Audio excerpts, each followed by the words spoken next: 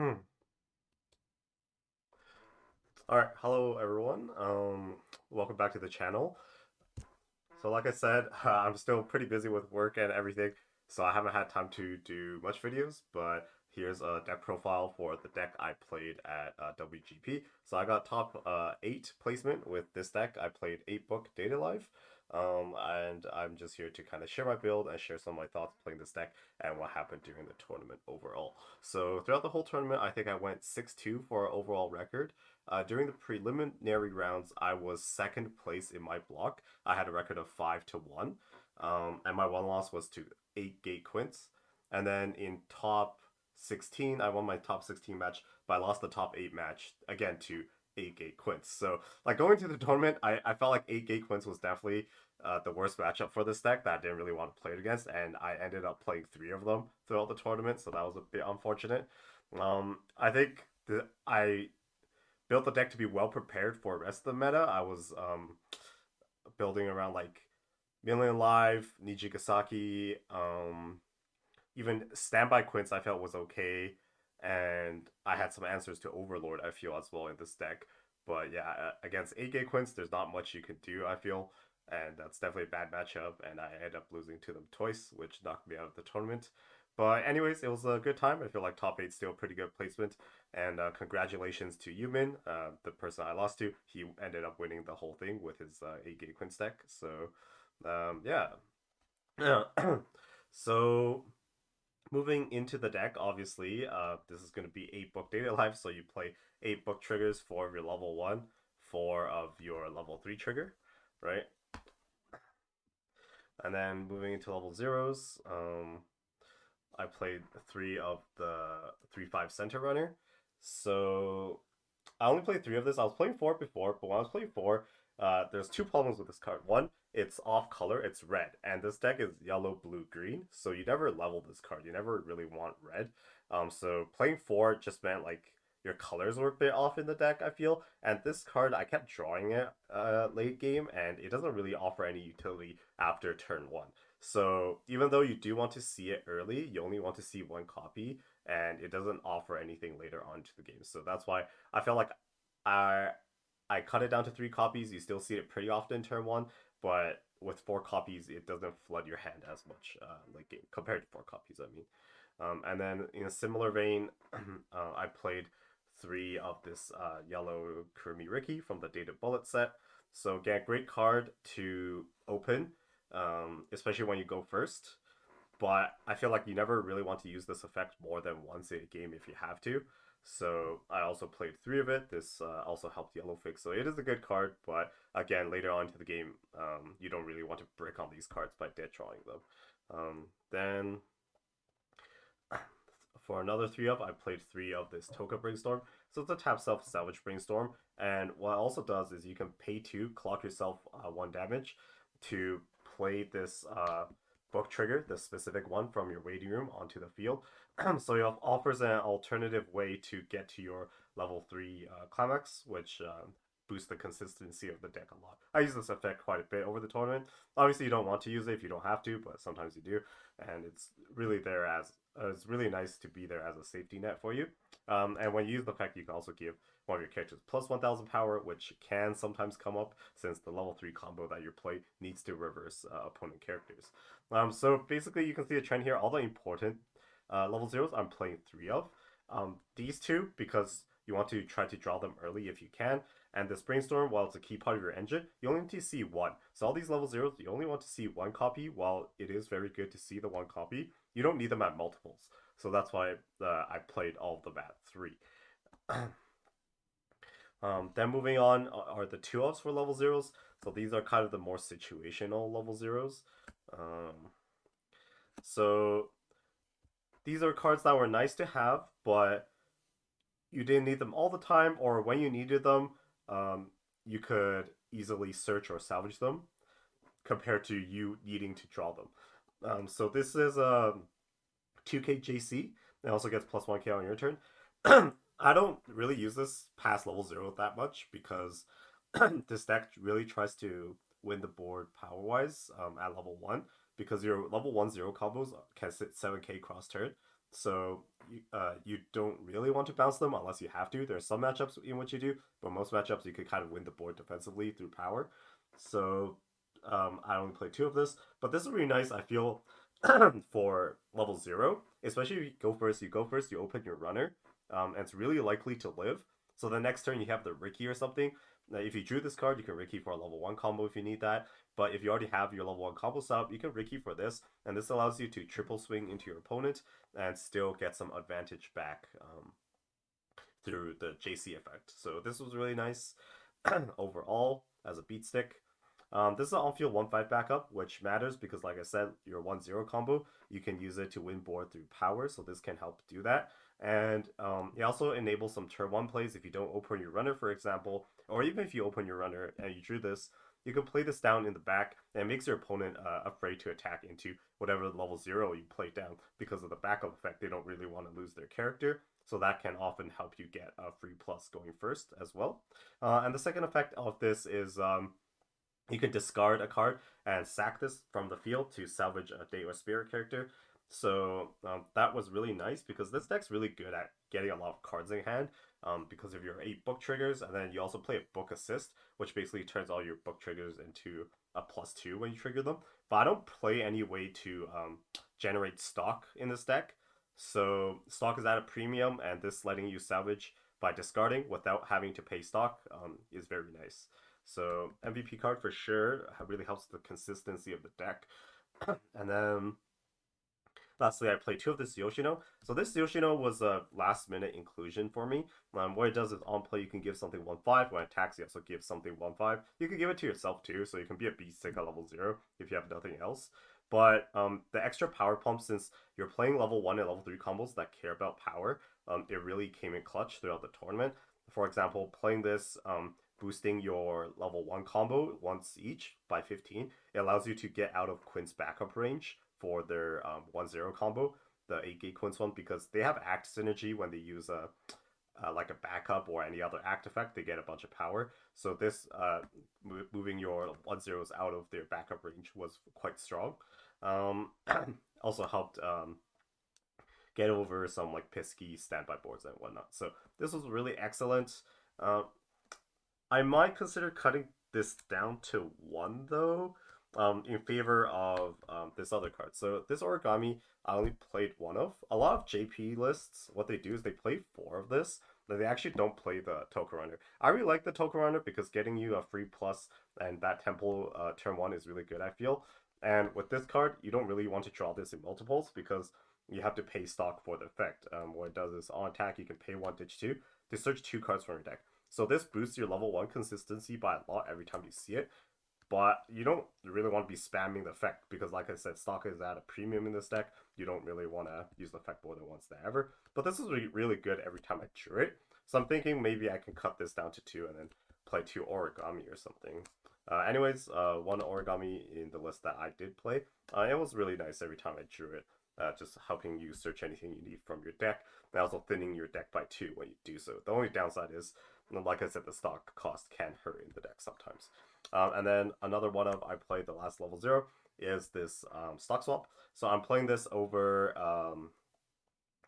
the origami stock swap just because it has more base power and it's yellow, and yellow is slightly more important in this deck than the green color is. Although I think I have a pretty even yellow and green level 0 ratio. I have, yeah, 4 and 4, right? 4 green zeros, 4 yellow zeros. Usually it's blue level 1, yellow level 2, green level 3, although you can switch the order around depending on the situation. So yeah, those are the level 0s. I think I played 18. You can double check that, but it should be around there. Then moving on to level 1s. I obviously 4 of the level 1 combo, this Toka. So what this Toka does is if you have 2 or more other characters, it gets plus 2k power, so it's always a 106k beater. And then Clemens combo if the lane across is empty or reversed during the aqua phase, start of the aqua phase, you can top however many for top up to 5 for a Day or Spirit character, and it gets 500 power until the end of your opponent's turn. So since this is the first kind of printing of this effect, most modern versions of this say this card has to be in the front row to work.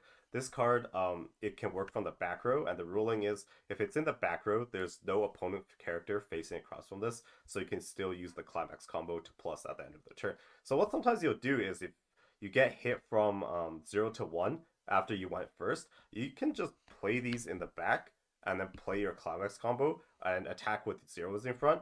Then next turn you still have these to push up to guarantee loop your combo again. So that's a play that actually comes up fairly often. So that's something to be aware of. Or if you just can't win any lanes with this, like if your opponent's playing some kind of standby deck and you can't beat over any of their stuff, playing this in the back to plus is perfectly viable. So that's what makes this combo really flexible. And the plus 500 power, along with this other global 5 that you play, can make this sit at 7k cross turn, which is quite strong for a 1-0 body, and that can wall out a lot of other decks that maybe they don't spike in power at level 1 as much. So yeah, 4 copies of this, excellent card. And then 1 copy of this Miku. So this Miku is pretty plain. It's just a 105k beat stick, and then on attack you can pay 1 to Twin Drive.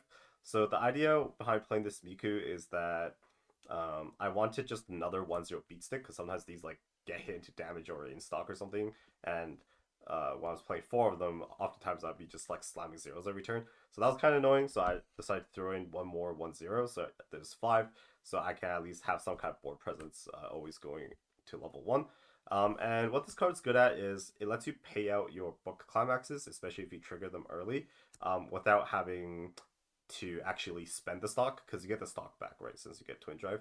So this helps your stock keep your stock clean, which is really nice, especially since your level 1 combo, this mills through the deck extremely fast. So if you can keep your stock clean and you can keep a bunch of cards in hand, you can get to your first refresh extremely quickly and have usually at least like 7 climaxes you're waiting. So that's one of the strong parts about this deck, having that fast first refresh while being able to keep a lot of climaxes in your deck. So those are the level 1 beaters that I played in the deck. The next level 1 I played 2 of this 1-0 Toka. So it's a global 5 and it's a book assist, so when you trigger a book trigger, you can pay 1 to salvage. So that's very strong. It also helps you keep your stock clean and turns your book triggers into potential +2 every time you trigger them. So that really helps the hand advantage in this deck. Sometimes you don't want to pay for the salvage just because you want to keep your stock up, because like I said, I don't play any stock gen in the deck. So be aware of your stock count when you use this card. So those are all the like on board 1-0 characters I play. Just the 4 combo, the 1 Miku, and 2 of this Toka. Another option you could play is there's this green 1055 beat stick from the Data Bullet set, where when you play Climax and reverses something, you get to blind stock. That's a pretty good card, I feel. But while I was testing it, the problem is it's green, and I'm already playing blue yellow for level 1, so adding a third color, a lot of times I can't even play it. So it was just like didn't work out too well. But it's a good profile, so maybe a consideration um, if you don't mind the tricolor. And then the reason I'm playing yellow at level 1 is for these My Little Shido events. So this is both a consistency card and it's a removal card. Removal is important in this deck because both your level 1 combo and your level 3 combo need to win lanes. So this just helps you do that. If there's anything annoying on the board, you can get rid of it, so you can guarantee those reverses on those lanes. It also came up because I played against the Hololive Sora deck, and they got their triple Sora combo out, and I Milo Shidoed one of them, and then I anti-change bombed another, and that got rid of their board, and that like pretty much just won me the matchup. So this is really good, just into like some random stuff as well. And even if the removal isn't relevant, it's always a nice consistency card. Because if you have this in the back, this never gets tapped for anything, so you can just tap this to use whatever effect for the Milo Shido. Although I don't play 2 because drawing multiples usually ended up being a brick, so you don't want to see multiples, so 2 was a good number, I felt. Then 1 Yoshino anti-change counter. So like I said, this deck is really good at plussing in hand, so you don't really mind the ditch 2 cost to pay on it. And being able to play at level 1 comes up occasionally. So just as an answer to like early play in standby decks. And then 1-1-0-2 backup. I was playing 2 backups before instead of the Yoshino counter, but I switched to 1-1 just for more diversity. It's generally pretty easy to find this. You can find it off your top X, or if it's in the waiting room and you trigger a book, you can pay one to salvage this if it's relevant in the matchup, right? You kind of have to know your matchups, when it's useful and when it isn't. But it's pretty nice to defend your 1-0 combos against most decks, because with the Global 5, they're at 7k, so plus this, they're at 9k. A lot of decks can't really get over 9k there. So yeah, those are the level 1s. And then for level 2s, so this is kind of like my tech going to the tournament. I played two of this. I don't remember which twin, but either Yuzuru or Kaguya stock bomb. So what it does, it's an anti-chain stock bomb, and also on play, if you have two other characters, you can pay one, discard a date or spirit character, and then it plays this from the waiting room. So if you're going to play it for the anti-chain stock bomb anyways, it turns this card into a one stock healer. So it's just a resource efficient way to get out an EP healer. And playing this card meant you have a bomb answer to early play and standby decks. So this is kind of what I was testing, just to answer board decks, since otherwise this deck doesn't really do anything at level 2. So if you're not playing this, like, you're just continuing to play level 1 at level 2 essentially. So this worked out pretty well the times that it came up, but it didn't come up all that often because I played against a lot of like Quints at D side, and they didn't really go for their like big early play boards or anything, because I was playing 8 gate against 8 gate Quins, and then D side, their level 3s, they swap out back into the level 2 and whatnot, right? So it didn't come up that often. It came up against Hololive. I think there was one other deck that I played it against, but I don't quite remember. So the downside to playing this is that it takes up a lot of deck space, because at this kind of the minimum package, it takes up 4 slots in the deck. So if you want to play some other stuff, such as the level 2 My Little Shido event, or more level 1 beat sticks, definitely feel free to cut this. This is just an optional tech engine that I thought was pretty funny and does work pretty well. Then the last level 2 I'm playing is this free fresh counter, just a good panic button, because sometimes there's always those cases where you trigger book, draw, trigger book into another book, and it's kind of messy. So if you have this in the waiting room, or if you drew this at all, you can use it to refresh your deck and hopefully not die. And then with your book assist, you can salvage this pretty easily if you don't have it in your hand. So nice one of. Then moving on to level 3s. We're playing 4 of this Toka level 3, the other book combo. So during your turn, it gets 4k power. And then the Clown's combo is on reverse. If you have a full field, so 4 other date or spirit characters, you can discard 1 to burn 3, and then scry 1 card from the top of your opponent's deck. So I have mixed feelings about this card. In terms of damage and the effect, it's very strong, because it doesn't cost anything. You don't have to pay any stock. You just have to discard 1 card, and since you're playing 8 book triggers, that discard 1 card is almost negligible. However, it does come with really heavy restrictions. 1, the need to reverse, and 2, the need to have a full field as well. So this can lose out to a lot of interaction, or your opponent can play around it just by not giving you reverse targets and whatnot. So while it is really efficient, it's very restrictive. And also the fact that it's undefendable off turn, because you can see it has 7,500 base power on your turn, while it does get the plus 4,000 power. So it's really big on your turn, especially with your 1-0 assist that gives this plus 2k. The baseline is like with combo, you're swinging for 15k. Off turn, it's absolutely tiny, and none of these will like ever live for past your opponent's turn. So that's a pretty large downside, I feel. But it is what it is. You play with what you have. The one thing that the efficiency of this card enables you to always be able to play something like a free fresh counter after you do your combo, because you'll have 3 stock just by attacking 3 times. And it also enables this card that I play, so the Realizer Chip event.